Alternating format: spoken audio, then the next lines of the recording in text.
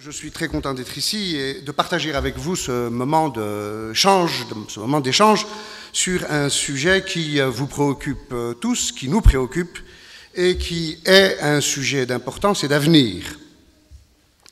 On me demande de traiter donc la question de la Méditerranée et de la Méditerranée comme terre d'échange, comme terre d'échange des populations, des cultures, etc. Vous êtes au cœur de ce problème parce que vous êtes dans l'essentiel, si je puis dire, vous, architectes. Vous êtes dans l'essentiel parce que vous travaillez sur le foyer. Et le foyer, c'est l'essentiel. C'est là où vivent les gens. C'est là où se passe la vie sur cette terre. Et vous êtes donc dans la substance de ce sujet. Comment vivent les Méditerranéens ? Comment s'organisent-ils? Qu'est-ce qu'ils sont? Vers quoi tendent-ils? Il est aujourd'hui très difficile de dire des choses originales sur la Méditerranée, sachant que le sujet n'a cessé de préoccuper les meilleurs esprits depuis déjà bien longtemps. La Méditerranée est une vieille question. Je me limiterai personnellement ici simplement à dessiner 2 ou 3 grands axes. Pour moi, la Méditerranée constitue ce que j'appellerais un entrelacement complémentaire, conflictuel, entre les 2 rives de la Méditerranée, sachant que la 3e rive, c'est-à-dire celle de l'Est, moyen-orientale, est à la fois méditerranéenne, totalement méditerranéenne, mais s'ouvre aussi sur un autre monde.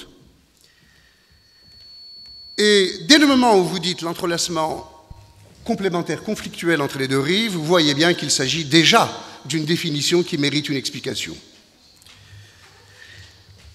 Historiquement, vous le savez tous, si les 2 rives ont été unifiées très tôt par l'Empire romain, elles se sont aussi séparées autant par la résistance berbère, puis par l'expansion musulmane, au moment de la décadence de l'Empire romain, et puis elles ont été, le temps aidant, réunifiées de manière conflictuelle par la colonisation impériale, reséparées par la légitime réappropriation de soi des sociétés berbéro-arabo-musulmanes au cours du XXe siècle. Et nous sommes aujourd'hui dans une situation de transition vers quelque chose de nouveau, à savoir peut-être, mais j'en parlerai plus loin, pour la première fois, la possibilité de constituer une véritable union méditerranéenne qui ne fut pas basée sur la force, mais au contraire sur l'échange, au contraire sur la solidarité. C'est peut-être la première fois que les choses se posent aussi clairement dans l'histoire.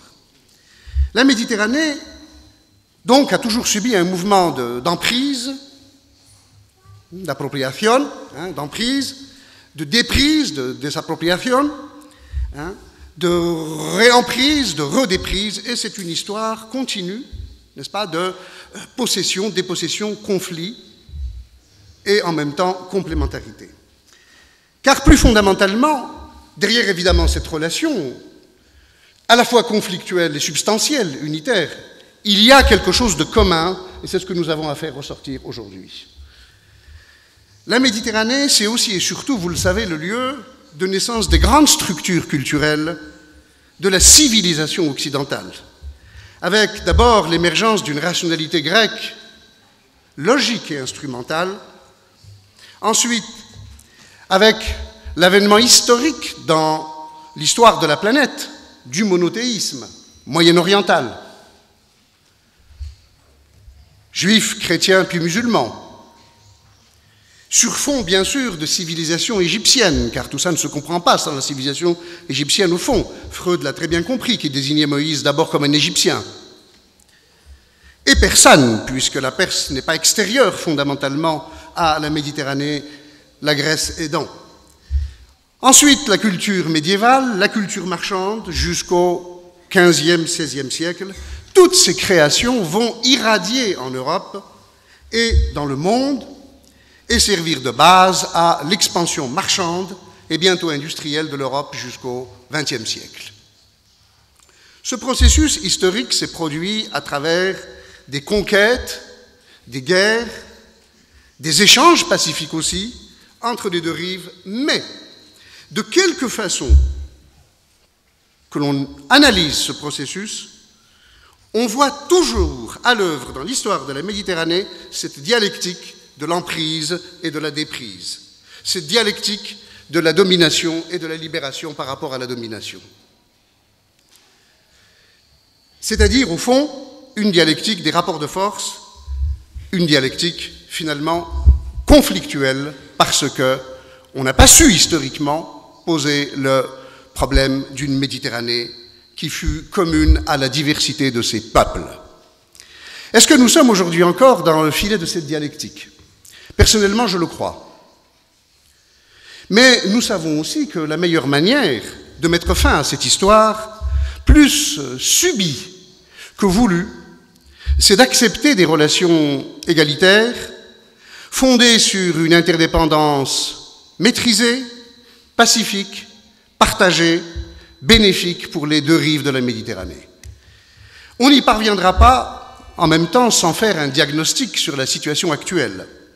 Et là aussi, je suggère de lire cette situation à travers deux paradigmes, à travers deux systèmes d'explication. Le système d'explication de fond, celui qui structure les mentalités des Méditerranéens, qu'ils soient au nord ou au sud, et, à mon avis, un système culturel identitaire.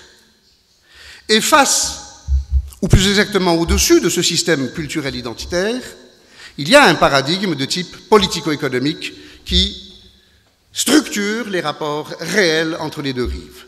Nous avons donc un paradigme culturel identitaire et un paradigme fondé sur le politico-économique. À l'intérieur même de ce paradigme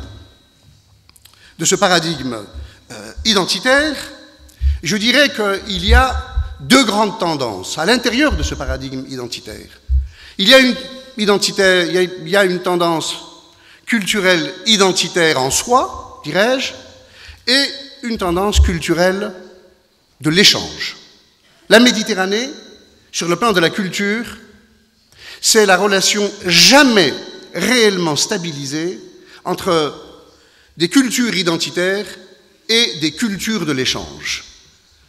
Entre des cultures de soi, des cultures de la singularité, et en même temps des tendances à aller vers l'autre, des ouvertures vers l'autre, des structurations fondées sur la médiation. Ces cultures identitaires, elles ont été élaborées au Moyen-Âge sur fond, et c'est cela pour moi qui est important, elles ont été élaborées au Moyen-Âge sur fond d'un socle commun, bien que différencié et structurellement conflictuel.